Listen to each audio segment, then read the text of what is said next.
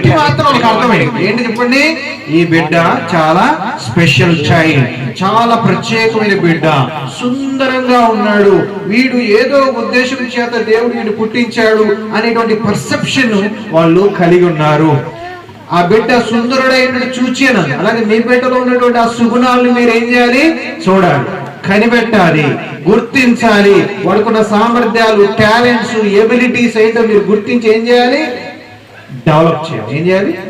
Develop చేయాలి. ప్రతి బిడ్డకి ఏదో ప్రత్యేకత ఉంటుంది. కొంతమంది చదువుల్లో బాగుండకపోవచ్చు, వేరే విషయంలో చాలా అద్భుతంగా వాళ్ళు రాణిస్తారు. కాబట్టి జీవితంలో చదువు ఒక్కటే అని అనుకోవద్దు. చదువులో ఫెయిల్ అయ్యాడు కాబట్టి దేనికి పనికిరాడు అని అనొద్దు. మీకు అర్థమవుతుందా? కొంతమందికి ఆర్టిస్ట్ అయ్యేటువంటి టాలెంట్ ఉంది, కొంతమందికి ఇట్లాంటి మ్యూజిక్ అద్భుతంగా మనం చక్కగా ప్లే చేస్తున్నాడు. మ్యూజిక్ టాలెంట్ అది. నన్ను ప్లే చేయమని నేను ప్లే చేయలేను, అది ఎవరు పడితే నా ఇంట్లోకి పియానో ఉంది, కీబోర్డ్ ఉంది, కానీ నేను ప్లే చేయమని చేస్తానా?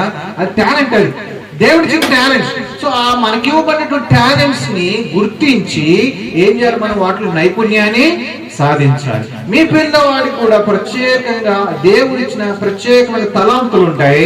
అది మీరు కనిపెట్టాలి. ఎట్లా తెలుస్తుంది?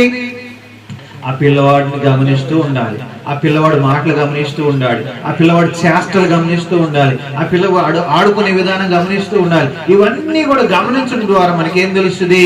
ఆ బిడ్డకున్న ప్రత్యేకతను మనము గుర్తించగలుగుతాము. ఇక్కడ వాళ్ళు గ్రహించగలిగారు, ఈ బిడ్డ సుందరుడైన చూసి చాలా స్పెషల్ చైల్డ్ అనే విషయాన్ని గమనించారు.